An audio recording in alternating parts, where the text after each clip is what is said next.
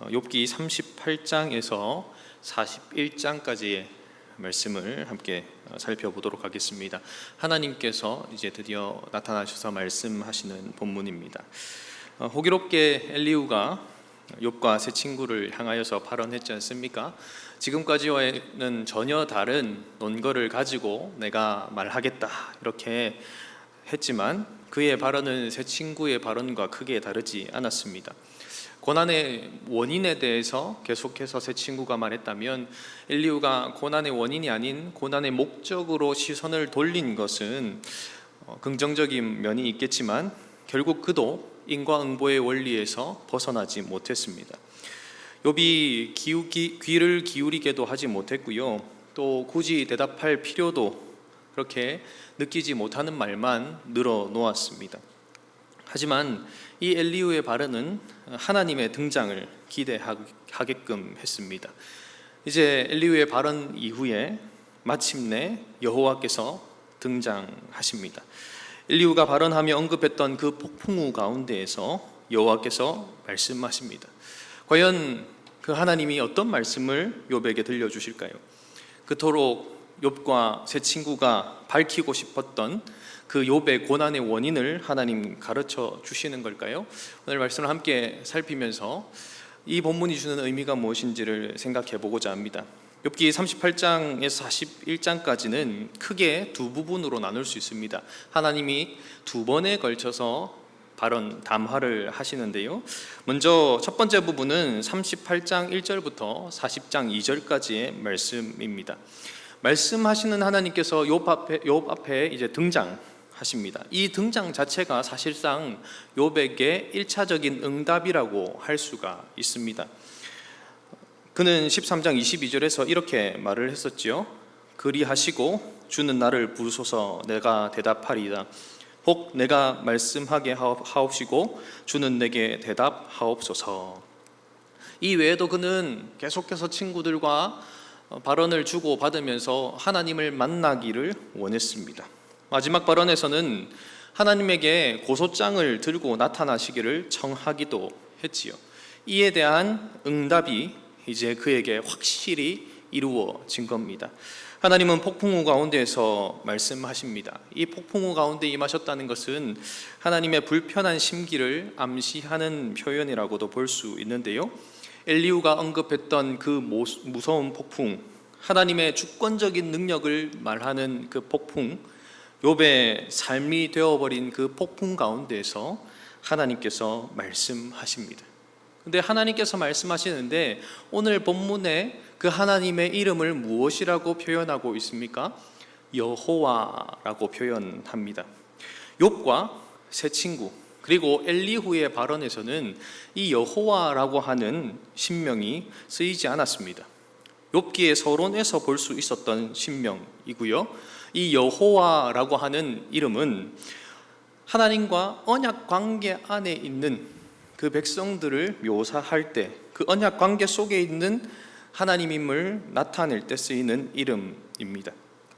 지금 하나님이 욥을 만나러 오셨는데요, 이 욥을 만나러 오신 하나님은 욥과의 언약 관계 안에 계신 하나님임을 보여주는 것이죠. 앞으로 욥에게 질문을 던지실 것인데 그 질문은 깨지지 않는 견고한 언약적 사랑에 기초한 질문일 것입니다. 욥이 아무런 대답도 하지 못할 겁니다.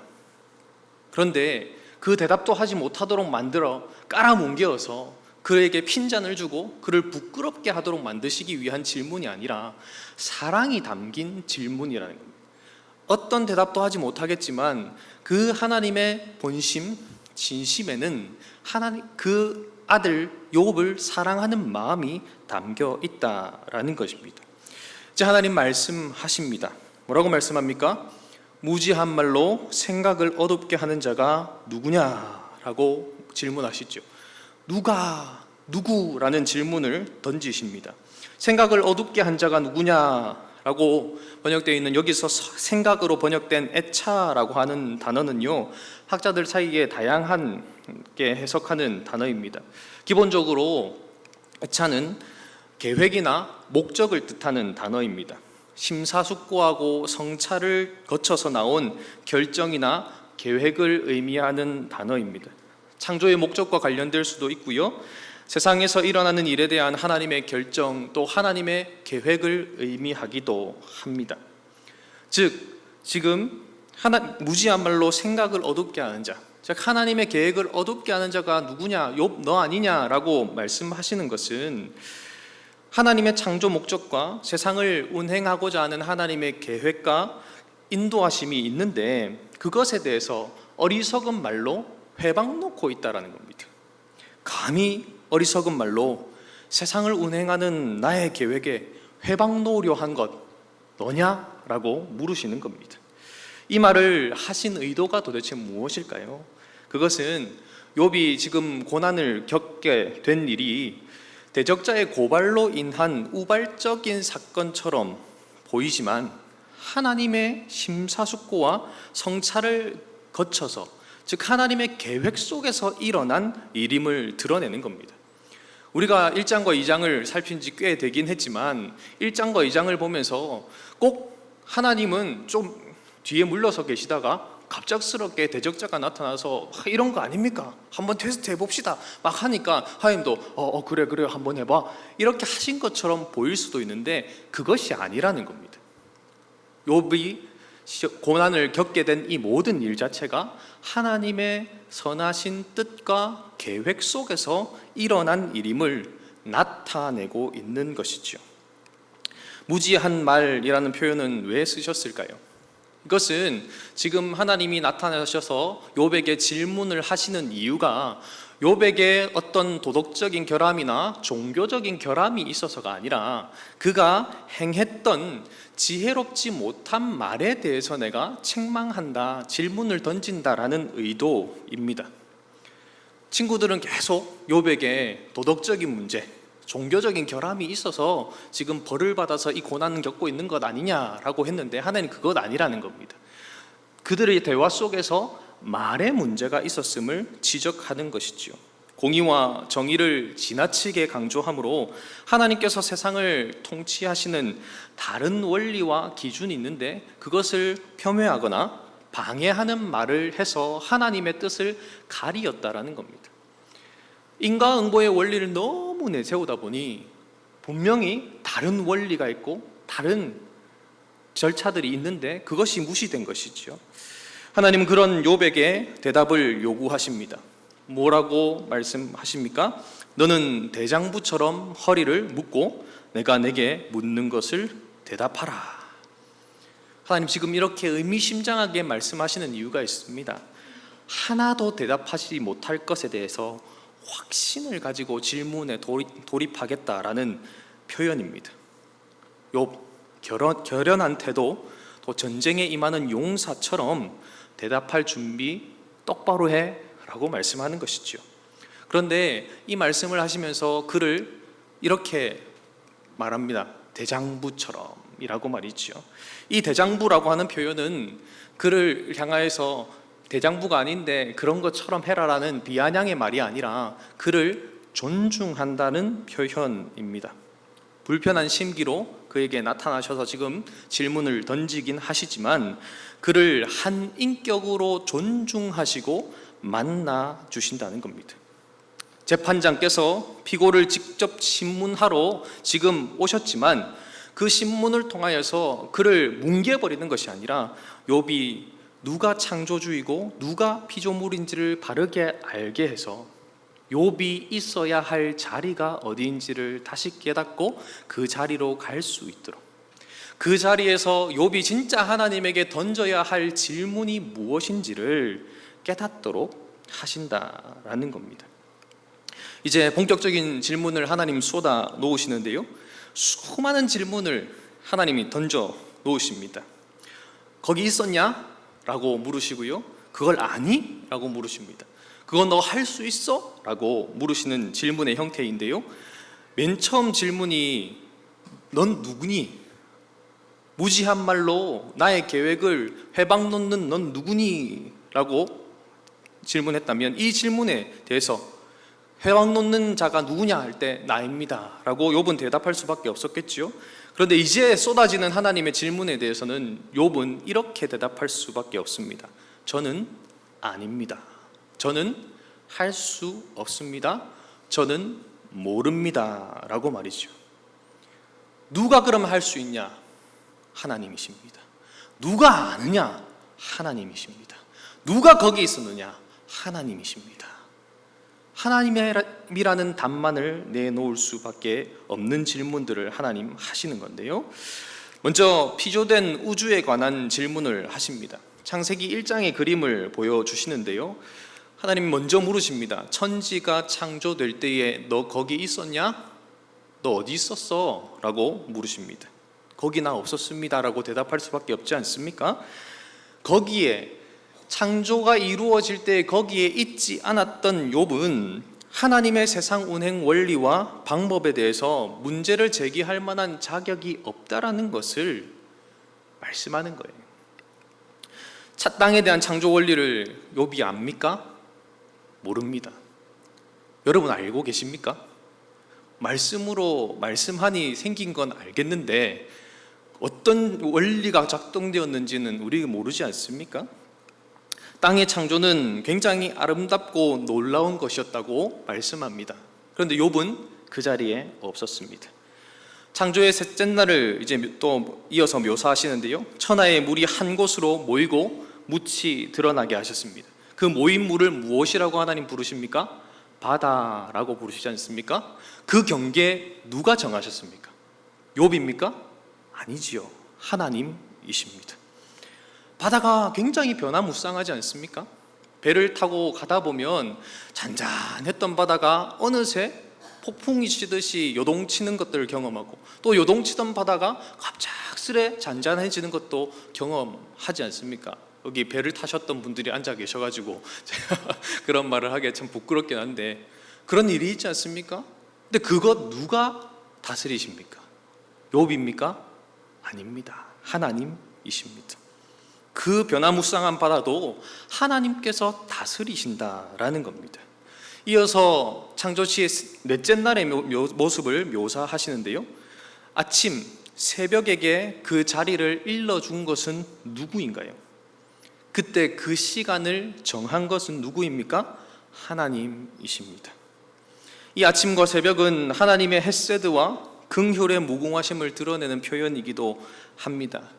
그러면서 하나님은 악인들의 심판을 이어서 말씀하시는데요. 악인들에게 심판을 행하시는 분도 누굽니까? 욥이 아니라 하나님이십니다. 악인들에게 광명이 비칩니다. 모든 것을 뚜렷하게 보게 만드는 광명이 악인들에게 비치면 악인들은 그 빛을 좋아할까요? 싫어할까요? 싫지요. 왜 그렇습니까? 모든 것이 보이기 때문입니다. 내 죄가 드러나기 때문입니다. 그래서 그 빛을 거부합니다. 거절합니다. 도망갑니다. 그런데 그 빛을 진짜 거부할 수 있습니까? 거부할 수 없습니다. 거부해도 그들의 죄는 숨겨질 수 없기 때문입니다. 거부해도 하나님의 심판의 손길에서 벗어날 수 없기 때문입니다. 하나님의 심판은 그들에게 임하여서 그들이 지켜든 팔을 꺾으실 것입니다. 누가 하십니까? 하나님이 하십니다. 욥은 결코 할 수 없는 일이지요. 이어서 하나님은 욥에게 바다의 근원에 가보았는지에 대해서 물어보십니다. 28장에서 지혜에 관한 서술에서 등장했던 표현들을 여기에서 만나게 되는데요. 28장 14절에서 깊음과 바다가 지혜를 모른다, 내 곁에 내 속에 있지 않다 이렇게 말하지 않았습니까? 또 28장 22절에서는 멸망과 사망이 지혜에 대한 소문을 들어보기는 했는데 내가 직접 경험해 본 적은 없다라고 말했지 않습니까? 그 모르는 부분, 그들이 모르는 부분을 누구는 아십니까? 하나님은 아십니다. 욥은 도무지 알지 못하는 것을 하나님 아신다라는 겁니다. 땅의 너비를 측량하는 일, 욥은 도무지 할 수 없는 일이지만 하나님은 하실 수 있습니다. 즉 하나님은 이 질문들을 통하여서 욥이 알지 못하는 수많은 신비를 지닌 것이 하나님께서 창조하신 이 피조 세계라는 것을 말씀하시는 것이죠. 그리고 또 하나님 물으십니다. 빛과 흑암이 거하는 처소로 가는 길 아느냐? 그곳으로 나를 안내할 수 있느냐라고 물으십니다. 그 대답 역시 무엇일까요? 아니요, 할 수 없습니다. 하나님은 하실 수 있습니다. 이 고백을 할 수밖에 없겠지요. 그런데 하나님은 이 의미심장한 말로 이 단락을 마무리하시는데요, 이 단락을 시작할 때에 하나님 욥에게 뭐라고 물으셨습니까? 천지를 만들 때 너 거기 있었니? 라고 물으셨지 않습니까? 그런데 이 단락을 마무리하면서 이렇게 말씀하고 있습니다. 내가 아마도 알리라. 내가 그때에 태어났으리니 너의 횟수가 많음이니라. 쭉 창조의 어떤 원리에 대해서 그 질문을 던지시고, 너 알지 않니? 너 그때 있었지 않니? 네가 나이가 그만큼 되지 않니? 라고 말씀하는데요, 이건 반어법입니다. 너 거기 없었잖아. 그때 태어나지 않았잖아. 너의 연수가 그만큼 되지 않지 않냐? 라고 말씀하는 겁니다. 친구들과의 논쟁을 벌이면서 모든 것을 알고 있는 듯이 말했던 욥의 모습을 염두에 두고 하나님이 지금 이 말씀으로 이 단락을 맺고 있는 겁니다. 욥이 창조 시에 함께했던 존재가 아니기 때문에 세상의 운행 원리에 대해서 하나님을 판단할 자격 자체가 없다라는 것을 분명하게 말씀하는 겁니다. 지금까지 이 내용, 욥에게 있어서 정말 감당할 수 없는 질문입니다. 다 모른다고 할 수밖에 없는 일이죠. 너무 거대한 일이고 너무 시간적으로 경험해보지 않은 일이기 때문에 모른다라고 말할 수밖에 없는 내용이었습니다. 근데 이제 하나님이 좀 내용들을 다르게 바꾸십니다. 욥이 경험해봤을 것, 그 일들, 자연현상들을 이제 가지고 와서 질문을 던지시는데요, 먼저 눈과 우박을 비롯하여 흔히 하나님의 심판과 연관된 자연현상을 언급합니다.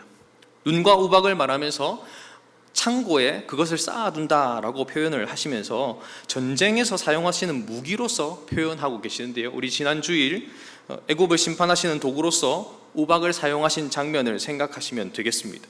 그 우박과 눈, 빛과 바람, 누가 다스리십니까?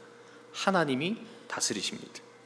홍수와 울의 번갯길도 하나님이 안내하십니다. 반면 욥은 그런 것 할 수 없지요.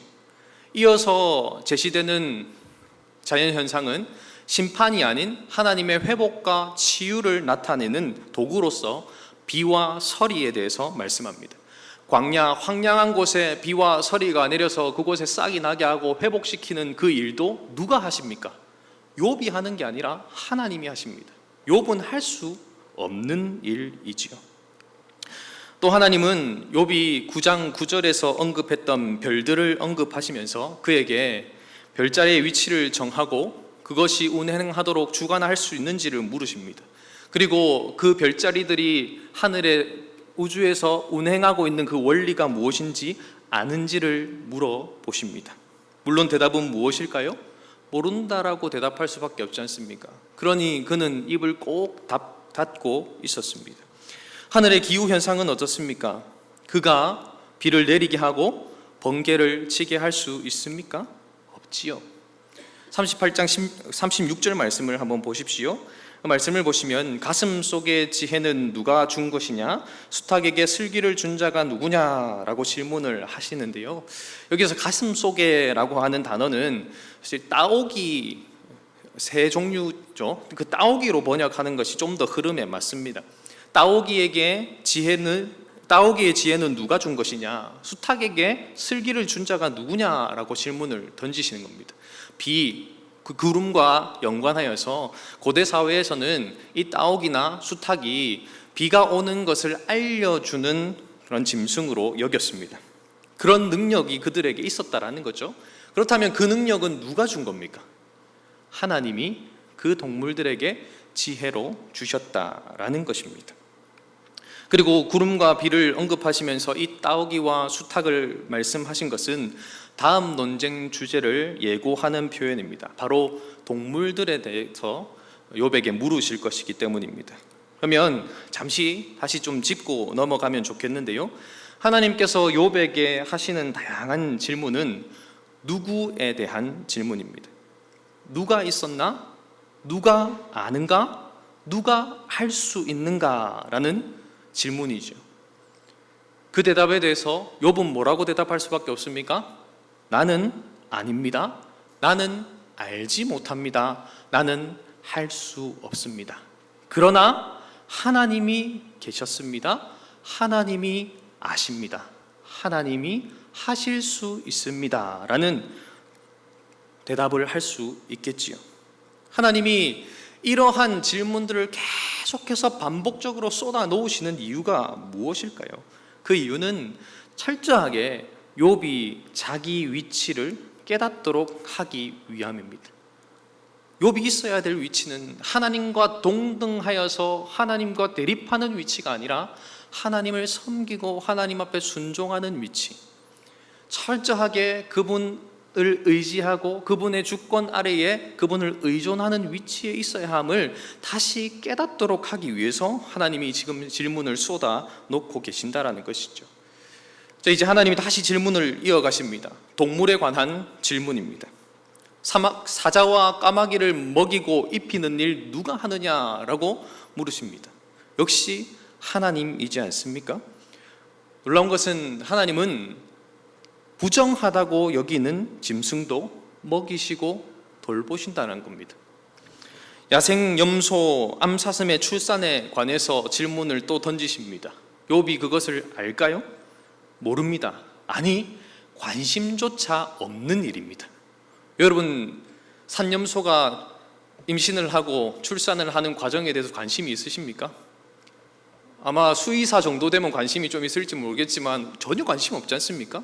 어떻게 낳겠지 어떻게 출산하겠지 어떻게 키우겠지 하겠지만 하나님은 그 모든 것을 아시고 그것에도 관심을 가지시고 돌보신다라고 말씀하는 겁니다. 들나귀에 대해서 물으십니다. 들나귀는 사람들이 길들이지 못했습니다. 사람의 손에 붙들리지 않고 자유롭게 삶을 살아가는 존재가 들나귀입니다. 근데 이 들나귀, 그에게 자유를 허락하신 분이 누구십니까? 하나님이시지요. 그리고 그 들나귀는 자기에게 주어진 하나님이 주신 그 자유를 만끽하면서 누구에게도 사로잡히지 않고 살아가는 모습을 보인다는 겁니다. 그렇게 자유를 줄 존재에게는 자유를 줄 수 있고, 붙들려 살고 길들여져 살 존재에게는 길들여져 살도록 하는 자유도 하나님에게 있다라는 거예요. 하나님은 들소를 언급하시면서 7가지의 질문을 던집니다. 이 질문의 핵심은 들소를 길들일 능력이 욥 너에게 있느냐라는 겁니다. 그는 그럴 능력이 없지요. 현대사회에서 농기구가 발달하다 보니 소의 이런 힘이나 이런 것들이 많이 필요 없어지긴 했지만, 고대 사회에서 소는 농경 사회에 있어서 굉장히 중요한 짐승이었습니다. 소를 길들여서 농업에 사용한다는 것은 정말 중요한 일이었는데요, 소와 비슷하긴 하지만 들소는 길들이지 못했습니다. 거친 들소를 길들일 수 있는 사람이 없었다는 것이죠. 그렇다면 그 거친 들소도 길들일 수 있는 분 누구십니까? 하나님이십니다. 오직 하나님만이 그러실 수 있다는 겁니다. 그 다음으로 타조를 언급하는데요, 타조 한번 생각해 보십시오. 그 타조가 날개짓을 한다고 생각해 보십시오. 아름다워 보입니까? 조금 미련해 보이겠죠. 아무리 파닥거려도 날 수 있습니까? 날지 못하지 않습니까? 그런 어리석은 모습이 학의 날개짓과 비교를 하면서 하나님 말씀하십니다. 하나님께서 학과 타조를 다르게 창조하셨다는 거예요. 그 다르게 창조하신 것도 누구의 마음입니까? 하나님의 마음입니다. 하나님의 결정, 자유로운 결정입니다. 타조의 모습은 그야말로 우둔해 보입니다. 또 그의 삶, 그가 알을 낳고 새끼를 키우는 과정을 묘사하고 있는데요, 참 이럴 수 있나 라는 생각이 듭니다. 묘사하고 있는 표현들이 그렇습니다. 알을 낳는데 아무렇게나 낳고 그냥 버려둔답니다. 버려두고 있다가 새끼가 태어났는데, 새끼가 태어나면 다른 동물들은 어떻습니까? 옆에서 먹이도 먹여주고 돌보아주고 털도 뽑아주고 이렇게 하지 않습니까? 그런데 그런 살가운 모습도 없다라고 말합니다. 근데 타조가 왜 그렇게 산다고 하나님 말씀합니까? 답을 주시는데요, 하나님께서 타조에게 지혜와 총명을 주지 않으셨기 때문이다 라고 말합니다. 하나님 그렇게 하셨다라는 거예요. 근데 이렇게 어리석어 보이는 짐승인데 하나님은 한 가지 중요한 재능을 그 타조에게 주셨습니다. 어떤 재능입니까? 사람이 탄 말보다 훨씬 더 빨리 달릴 수 있는 능력이 타조에게 있다라는 겁니다. 그래서 39장 18절 말씀을 한번 보십시오. 이렇게 말씀합니다. 그러나 그것이 몸을 떨쳐 뛰어갈 때에는 말과 그 위에 탄 자를 우습게 여기느니라 라고 말합니다. 여기서 우습게 여긴다는 말은 자신의 우월성을 강조하고 드러낸다라는 뜻입니다. 타조는 지혜가 없지만 하나님께서 주신 특출난 부분, 그 빠름을 통하여서 말과 그 말을 탄 사람을 향하여서 나는 우월해 라는 것을 드러낸다라는 거죠. 그런데 이렇게 생각할 수도 있습니다. 엄청나게 빠르고 거기다가 지혜까지 더해지면 얼마나 좋을까? 그런데 그건 누구 생각입니까? 우리 생각이죠. 하나님은 가장 합당한 모습으로 타조를 창조하셨습니다. 그리고 그 타조라는 존재는 하나님의 창조하신 원리와 목적을 따라 성실하게 그 원리에 순종하며 살고 있는 것입니다. 세상을 창조하시고 섭리하시는 일에 있어서 이해하지 못할 이상함이 있고 도무지 이해하지 못할 역설이 많다는 것을 타조를 통해서 하나님은 욥에게 말씀하는 겁니다. 우리에게 일어난 수많은 일들 가운데에 우리의 머리로 이해되지 않는 일들이 얼마든지 많다라는 겁니다. 하나님이 세상을 이끌어 가시는 방식 자체가 우리의 머리로 이해되는 것보다 이해되지 않는 것이 훨씬 많음을 강조하고 계시는 것이죠. 이어서 타조를 언급하면서 말했던 말에 대해서 질문을 던지십니다. 군마는 인간이 길들인 동물입니다. 말을 인간이 길을 들여서 전쟁에 이용하지 않습니까? 그런데 그 전쟁에 투입된 말의 용맹함은 누가 준 겁니까? 하나님이 주신 겁니다. 그 말의 그 용맹스러움, 그 본능적인 능력은 인간이 길을 잘 들였기 때문이 아니라 하나님이 그 힘과 능력, 그러한 모습을 그에게 줬기 때문에 가지고 있었다라는 것이죠. 욥이 말에게 준 것은 하나도 없습니다. 마지막으로 하나님은 매와 독수리를 언급하시는데요, 인간이 접근할 수 없음을 상징하는 동물입니다. 그들이 높은 곳에 집을 짓는 일이나 험준한 곳에 둥지를 틀고 먼 곳에 있는 먹이를 살피도록 정하신 분이 누구입니까? 하나님이시지요. 그렇게 하나님은 그 조류에게도 지혜를 주신 것입니다. 이렇게 많은 대상을 예로 들면서 하나님은 욥에게 질문을 쏟아 부으셨습니다. 그리고 이렇게 말씀하시는데요, 우리 40장 2절 말씀 함께 한 번 더 읽어볼까요? 40장 2절입니다. 함께 읽습니다. 시작. 트집 잡는 자가 전능자와 다투겠느냐? 하나님을 탓하는 자는 대답할지니라. 아멘. 이 말을 표준 세번역에서는 이렇게 번역합니다. 전능한 하나님과 다투는 욥아, 네가 나를 꾸짖을 셈이냐? 네가 나를 비난하니 어디 한번 대답해 보아라. 지금 욥이 하는 행동 자체가 하나님 꾸짖고 있는 행동, 하나님을 비난하는 말이라는 것이죠. 그런 욥을 향하여서 하나님 대답해 보아라고 말합니다. 욥의 말을 듣고 싶으신 거예요. 사실 할 말이 아무것도 없습니다. 질문한 것에 대해서 하나님 나타나셔서 저에게 이 질문을 던져도 아무 말 못할 것 같아요. 할 말이 없습니다. 왜요? 나는 할 수 없거든요. 나는 모르거든요. 그 말밖에 할 게 없지 않습니까? 그래서 아무 말 못하고 있는 욥에게 하나님 말해봐 라고 하시는 겁니다. 지금 이렇게 쏟아놓는 이유가, 질문을 쏟아놓는 이유가 그 스스로가 자기를 보잘것없는 존재, 나는 무가치하구나, 나는 이렇게 무식하구나, 이렇게 여기도록 만들기 위함이 아니라 이것을 깨달아서 돌이키도록 하기 위함입니다.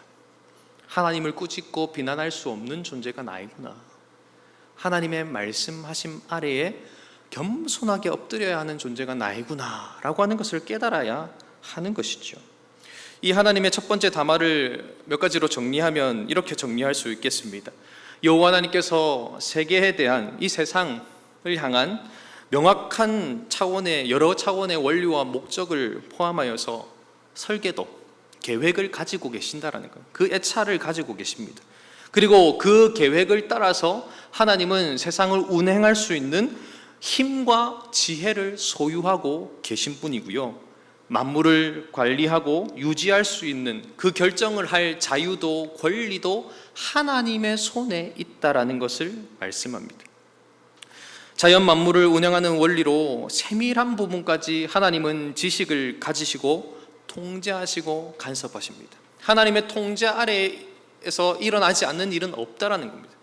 예수님도 말씀하시지 않았습니까? 새 한 마리도 하나님 허락하시지 않으면 떨어지지 않는다고 말씀하시지 않습니까? 그리고 세상을 운영하는 그 원리는 천편일률적이지 않고 각양각색이라는 겁니다. 하나님이 동물들을 먹이시고 입히시는 것도 다른 모습이고요, 세상을 운영하는 모든 방법들이 다 다릅니다.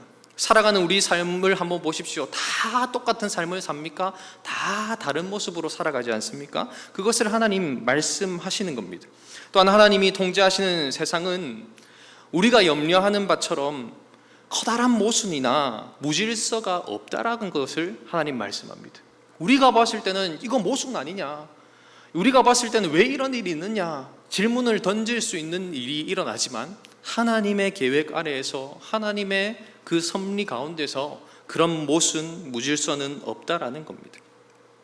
피조세계는 철저히 창조주 하나님을 기쁘시게 하는 역할을 하고 있고요, 그에 반해서 인간은 어떻습니까? 세상이 운영되는 원리에 대해서 철저히 무지하고 무능하다는 것을 이 질문을 통해서 하나님이 보여주십니다. 하나님의 그 질문 폭격이 있고 나서 욥은 이렇게 대답을 합니다. 40장 4절과 5절 말씀을 보십시오. 이렇게 대답합니다. 보소서, 나는 비천하오니 무엇이라 주께 대답하리이까? 손으로 내 입을 가릴 뿐이로소이다. 내가 한 번 말하였사온즉 다시는 더 대답하지 아니하겠나이다. 하나님의 끊임없는 질문에 자신의 무지와 어리석음을 깨달았습니다. 하나님의 질문에 대답할 말이 없었기에 그저 손으로 입을 가릴 뿐이라고 고백합니다.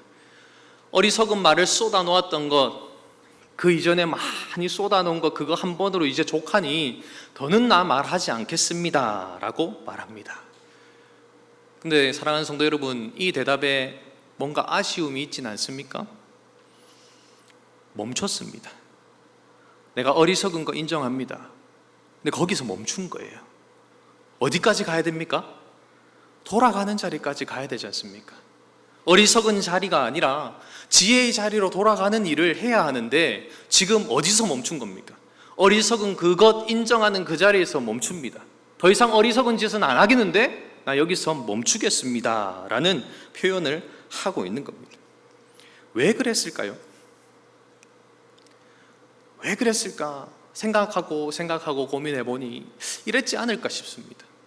욥이 하나님 나타나기를 바랬던 이유가 뭡니까? 한 가지 듣고 싶었어요. 무엇입니까? 자기가 당한 이 고난이 왜 찾아왔는지를 듣고 싶었어요.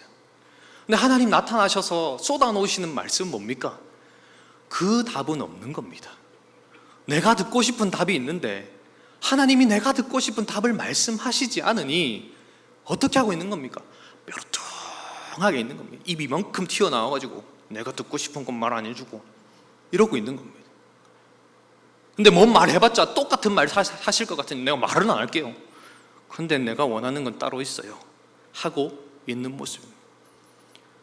마지막에 제가 좀 언급을 하겠지만 우리의 모습에 이런 모습이 있지 않습니까? 내가 듣고 싶은 답을 찾고 싶어서 성경을 펼치고, 내가 듣고 싶은 답을 찾고 싶어서 사람을 만나고, 예배의 자리로 나오면서도 하나님께서 내게 말씀하신 말을 듣고자 하여서 나오는 것이 아니라 내가 듣고 싶은 말을 듣고 싶어서 귀 기울이고 있지 않습니까? 그래서 하나님이 원하시는 말, 야, 너 그거 아니야 라고 하시는데 그 말은 나 그거 듣기 싫어. 그건 나 충분히 알아요. 근데 나 답, 하나님 내가 원하는 답 해주세요 하는 모습. 그래서 고집 피우고 있는 모습이 있지는 않느냐라는 것입니다. 이런 욥을 향하여서 하나님 한 번 더 몰아세우십니다. 첫 번째 대답 장면과 동일한 묘사와 질문을 하십니다. 더 이상 말은 하지 않겠다라고 말을 한 욥을 이제 돌이키는 자리로 데리고 가려고 하시는 의도입니다. 이렇게 질문하십니다. 8절 말씀 보십시오. 40장 8절입니다. 내가 내 공의를 부인하려느냐, 내 의를 세우려고 나를 악하다 하겠느냐. 욥이 자신의 의로움을 주장하기 위해서 하나님이 부당하시다라고 외친 것에 대해서 반문을 하나님 하시는 겁니다. 본의 아니게 욥이 하나님처럼 자신을 지혜롭다고 생각한 그 모습을 하나님 지적하시는 거예요. 사실 욥은 주제 파악을 할 줄 아는 사람이었습니다. 내가 어떤 존재인지 알았습니다. 자기 분수도 아는 사람이었습니다. 그러니 그를 향해서 하나님은, 성경은 뭐라고 표현합니까? 온전하여 짓고 정직하여서 하나님을 경외하고 악을 떠난 자라고 했지 않습니까? 그런데 그 친구들과의 언쟁 속에서 하나님을 경외하는 자리에서 벗어난 모습을 보입니다. 자기 주제 파악을 하지 못하게 되고 분수를 깨닫지 못합니다. 그런 욥에게 하나님 말씀합니다. 욥아, 나와 같은 능력을 갖춘다면 너 위엄과 존귀, 영화와 영광으로 옷 입어라. 교만한 자 찾아서 한번 심판해 보아라. 그렇게 하면, 그렇게 할 수 있다면 너의 의가 너 자신을 구원할 수 있다고 내가 인정해 줄게 라고 말이죠. 욥이 하나님을 악한 분으로 몰아간 것, 그것이 마치 스스로 구원할 수 있는 것자처럼 말한 것과 같다고 지금 하나님 말씀하는 겁니다. 자기 의로 욥이 자신을 구원할 수 있습니까? 없습니다. 자기 의로 자기를 구원할 수 있는 자가 어디 있겠습니까? 이 땅에 살아가는 모든 이가 누구의 의를 입어야 됩니까? 예수 그리스도의 의를 입어야죠. 하나님이 의롭다 칭해 주셔야 되는 것 아니겠습니까? 그런데 놀라운 것은 그가 스스로 자신을 구원할 수 없다는 것을 하나님 아셨기에, 욥이 스스로를 구원할 수 없다는 것을 아셨기 때문에 하나님 찾아오신 것입니다. 그냥 내버려 두셔도 할 말 없지 않습니까? 그런데 그 언약의 하나님은 그를 내버려 두지 않으셨습니다. 찾아오셨습니다. 그리고 그에게 질문을 던지십니다. 이번에는 베헤못과 리워야단이라고 하는 짐승을 언급하면서 질문을 던지시는데요, 개역 한글에서는 베헤못을 하마로 리워야단을 악어로 번역을 했습니다. 하지만 묘사하고 있는 모습이 하마와 악어와는 다르기 때문에 지금 우리가 사용하고 있는 개역 개정 성경에서는 히브리어 음력대로 그냥 표기를 한 겁니다.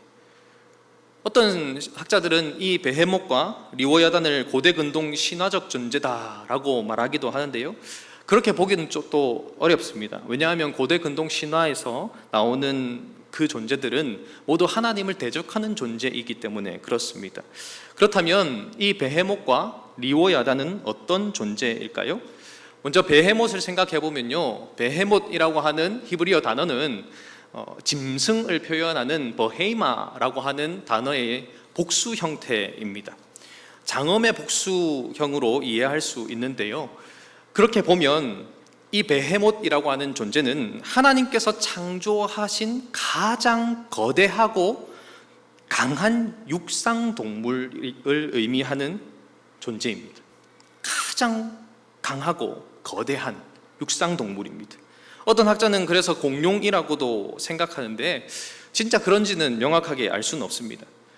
베헤못의 모습을 40장 16절에서 23절에 상세하게 묘사하고 있는데요, 굉장히 대단한 동물로 볼 수 있습니다. 상상해 보면 와, 이런 거대하고 대단한 동물이 있나 싶습니다. 근데 그런 동물도 누가 창조하셨다고요? 하나님이 창조하셨다는 거예요. 근데 그런 동물도 누가 길들이시고 제어하시고 통제하시고 다스리십니까? 하나님이 하신다라는 겁니다. 그리고 41장에 넘어가서 리워야단이라고 하는 존재를 말씀하면서 그 리워야단이라고 하는 존재를 통제할 수 있느냐? 다스릴 수 있느냐? 네가 그것을 애완동물처럼 여길 수 있느냐? 뭐 이렇게 하나님 말씀하시거든요. 그런데 그거 할 수 있습니까? 없습니다. 누가 하실 수 있습니까? 하나님 하실 수 있다는 겁니다. 그러면서 그 리오야단이 어떤 존재인지를 굉장히 길게 41장 전체에서 말씀하고 있는데요. 이 리오야단도 베헤못과 같은 맥락에서 베헤못은 육상 동물이라면 이 리오야단은 바다 생물로 이해하시면 되겠습니다. 바다 생물 중에서 상상할 수 있는 가장 큰 생물로 추정됩니다. 시편 104편 36절에서는 하나님께서 지으시고 바다에서 거주하는 짐승으로 묘사하고 있습니다. 세상에 비교할 만한 생물이 없고 어떤 생물도 두려워하지 않은 존재라고 표현하고 있는데요. 이 존재, 누구의 다스림, 누구의 통제 아래에 있습니까?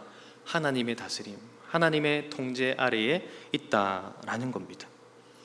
하나님이 왜 이 질문들을 계속해서 욥을 향하여 던지시는 걸까요? 하나님의 발언의 내용과 이 욥의 대답을 통해서 우리가 생각해 보아야 할 점은 무엇일까요? 마무리를 하면서 세 가지를 좀 정리해 봤으면 좋겠는데요. 첫 번째는 이 하나님의 발언에 담긴 하나님의 진심이 무엇이냐라는 겁니다. 하나님의 진심은 내 계획을 믿고 좀 더 견뎌줄 수 없겠니? 라는 겁니다. 하나님께서 욥에게 사상의 창조와 경영에 대해서 말씀하시는 것은 그의 고난도 하나님의 통치와 다스림 안에 있다라는 것을 나타내고 말씀하는 겁니다. 대적자의 충동으로 계획이 없었던 일이 일어난 것이 아니라 하나님의 계획 안에서 일어난 일입니다. 욥에게 설명을 다 해줄 수는 없지만, 또 설명해 준다 하더라도 이해할 수 없겠지만 하나님의 계획이 있다라는 것입니다. 내 계획이 있으니 넌 내 계획을 믿고 나를 신뢰하며 좀 더 견디고 나를 따를 수 없겠니? 라고 물으시는 겁니다. 우리의 삶에 일어난 수많은 일도 마찬가지지 않습니까? 인과응보의 원리나 보응신앙만으로 해석되지 않는 분들이 많습니다. 하나님의 말씀과 역설처럼 보이는 부분도 있고요, 모순처럼 여겨지는 일도 일어납니다. 내 머리, 내 생각으로, 내 이성으로 해석이 되지 않는 일들이 너무나 많습니다. 그러나 사랑하는 성도 여러분, 그 시간에 기억해야 될 것이 있습니다. 그 시간도, 그 일들도 하나님의 계획 속에 일어난 일이라는 것입니다. 하나님의 의도, 하나님의 계획 밖에서 일어나는 일은 없습니다. 하나님의 다스림 밖에서 일어나는 일은 없습니다. 모두가 하나님의 계획, 하나님의 다스림, 하나님의 주권 아래에서 일어나는 일이라는 겁니다. 나는 이해하지 못해도, 내가 받아들이기 힘겨워도 이 사실을 인정하는 저와 여러분들 수 있기를 간절히 소망합니다. 사랑하는 성도 여러분, 하나님의 놀라운 계획을 어찌 다 알겠습니까? 하나님 진짜 나타나셔서 설명을 해주신다 한들 다 이해할 수나 있겠습니까? 이해하지 못하겠지요.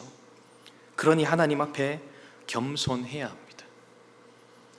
그러니 하나님 앞에서 나의 작음을 인정해야 합니다. 그리고 하나님 앞에 서서 그분의 크심을 고백하는 겁니다. 그분의 광대하심을 찬양하는 겁니다. 한웅재 목사님의 소원이라는 찬양이 있습니다. 그 찬양 가사 중에 나의 작음을 알고 그분의 크심을 알며 소망 그 깊은 길로 가길 원하네 라는 가사가 있는데요, 이 가사의 의미가 무엇일까요? 나의 나됨을 인정하는 겸손, 그리고 하나님의 크심을 인정하는 경외함이 있을 때에 하나님께서 소망하시는 바, 하나님께서 계획하신 바가 이루어지는 그 깊은 길을 우리는 걸어갈 수 있다는 겁니다. 내 뜻을 내세우고 내 목을 지켜 세운다고 놀라운 일이 일어나는 것이 아닙니다. 나의 작음을 인정하는 겁니다. 나의 모르는 것을 인정하는 겁니다. 나의 연약함을 주님 앞에 인정하는 겁니다. 그리고 주님의 크심을 인정하고 주님의 광대하심을, 주님의 전능하심을 인정하며 그분에게 묵묵히 순종의 걸음으로 나아갈 때에 하나님은 하나님이 계획하신 바들을 이루어 가실 것이고, 그 계획하신 바를 통하여서 우리의 삶 가운데에 차고 넘치는 감사와 기쁨이 있게 하실 것입니다. 하나님이 우리에게 주시고자 하는 것은 희망입니다. 하나님이 우리에게 주시고자 하는 것은 멸망이 아니라 평안입니다. 이 사실을 기억하고 도무지 이해되지 않는 그 상황 가운데서도 하나님을 신뢰합시다. 하나님을 믿고 따라갑시다. 우리가 겪고 있는 그 일 결코 헛되지 않게 하실 것입니다. 무엇보다도 중요한 것은 그 길을 걷고 있는 중에 천지 만물을 다스리고 돌보고 계신 하나님이 여러분을 다스리고 계십니다. 대충 말고요, 섬세하게 다스리고 계십니다. 그 사실을 분명하게 신뢰하고 고난의 여정 가운데 있다 할지라도 주님과 동행하고 주님 붙으시기를 간절히 소망합니다. 두 번째로 여호와라는 신명을 사용하신 이유는 무엇일까요? 여전히 욥을 만나주시는 분은 욥과 언약 관계 속에 있는 하나님이십니다. 하나님께서 그를 만나주셔야 하는 의무가 있습니까? 하나님 나타나 주십시오, 좀 만나고 싶습니다 한다고 해서 하나님 나타나실 이유가 있습니까? 그렇게 안 하셔도 되지요. 선을 넘는 발언을 내뱉는 욥을 향하여서 진노를 쏟아부으신다 한들 욥이 무슨 할 말이 있겠습니까? 인과응보의 원리대로라면 그렇게 해도 되지 않습니까? 하지만 폭풍우 가운데에서 나타나신 하나님은 깨지지 않는 견고한 언약적인 사랑에 기초해서 질문을 던지십니다. 그리고 그 언약적인 사랑을 깨닫고 그 사랑 안으로 다시 들어오라고 초청하십니다. 철저하게 그 질문 가운데서도 하나님은 그를 존중하시고 세우기를 원하십니다. 그러면서 하나님이 계속해서 반복하시고 질문하신 그 중요한 포인트가 무엇입니까? 다스림이라고 하는 포인트입니다. 다스림을 강조하십니다. 다스림이라고 하는 것은 하나님께서 사람을 창조하실 때에 주신 명령이지 않습니까? 하나님의 대리 통치자로서 세상을 다스리도록 하나님은 하나님의 형상으로 사람을 창조하셨습니다. 이 사실을 되뇌도록 하시는 겁니다. 욥아, 누가 다스리느냐? 누가 할 수 있느냐? 누가 지식을 아느냐? 욥은 대답하겠지요. 하나님이십니다. 그러면 하나님 물으십니다. 그 다스림 내가 누구에게 맡겼느냐? 욥이 대답해야 하는 겁니다. 나입니다. 하나님 내게 맡기셨습니다. 그런데 지금 욥은 어떤 상태입니까? 하나님이 자신에게 맡기신 그 놀라운 사명은 잊어버리고 지금 고난에 함몰되어서 이 고난의 원인은 어디 있냐? 나는 이 고난을 당할 만한 잘못한 적이 없는데 왜 이러시나? 하나님 도대체 왜 이럽니까? 여기에 함몰되어 자기의 사명도 자기에게 하나님 맡기신 일들도 다 잊어버린 채 행하고 있는 그런 모습이지 않습니까? 하나님께서 저와 여러분에게도 마찬가지로 말씀하십니다. 언약의 하나님께서 우리에게 다가오셔서 말씀합니다. 그 고난에 사로잡혀 있지 말고, 그 고난에 함몰되어 있지 말고, 그 고난 가운데에서도 내가 너에게 맡긴 막중한 사명을 기억해라. 내가 너를 나의 형상으로 창조했다. 예수 그리스도를 통하여서 일그러져 버렸던 그 형상이 회복되도록 하였다. 너희가 할 일은 이 땅 가운데서 나의 다스림을 드러내는 일이다. 나의 통치를 드러내는 일이다. 하나님 나라가 지금 여기에 임했다라는 것을 너희들의 삶을 통해 나타내는 일이다. 그것 하여라 라고 하나님 말씀하십니다. 철저하게 그 사명 감당하기 위해서 우리가 해야 할 일은 무엇입니까? 그 하나님을 기억하고 그 언약을 기억하고 언약의 하나님을 경외하는 일입니다. 다음 주에 다루겠지만 욥이 최종적으로 그렇게 했던 것처럼 말이죠. 주 안에서 사랑하는 성도 여러분, 언약의 하나님께서 우리에게 다가오십니다. 고난 가운데 있는 우리에게 사명을 잃어버린 그 고난에 함몰되어 사명을 잃어버린 우리에게 찾아오셔서 말씀합니다. 너가 그 일 해야 돼. 내가 다스리고 내가 하지만 그 일을 내가 너에게 맡겼잖아. 그것 나를 붙들고 나를 의지하고 해봐 라고 말씀하십니다. 마지막으로 하나님의 말씀을 듣고도 회개하지 않고 고집 피우는 욥의 모습이 우리에게 있지는 않습니까? 하나님은 철저하게 욥과의 관계를 회복하기를 원하셨습니다. 내가 너를 온전히 다스리고 있다. 내가 세상을 다스리고 너를 다스리는 원리는 인과응보의 원리만이 아니라 그것을 넘어서는 다른 원리들이 있다. 다 이해되지 않더라도 나의 지혜를 들었으니 너의 위치를 기억하고 나를 경외하는 자리로 나아가지 않으련 하고 하나님 말씀합니다. 사랑하는 여러분, 철저하게 고집 피우지 마시고 하나님 앞에 엎드리는 저와 여러분 되기를 바랍니다. 순종하는 위치에 섭시다. 삶의 모든 영역에 하나님의 주권이 있음을 인정하고 그분을 의지하며 나아갑시다. 나의 연약함을 인정하고 한없는 그분의 은혜만이 나에게 필요하다는 것을 고백하며 나아가는 저와 여러분들 수 있기를 간절히 소망합니다. 하나님 그것을 원하셔서 우리에게도 질문을 쏟아 놓으십니다. 이 사실을 바라보며 우리 시간 주는 완전합니다 고백하며 나아가겠습니다.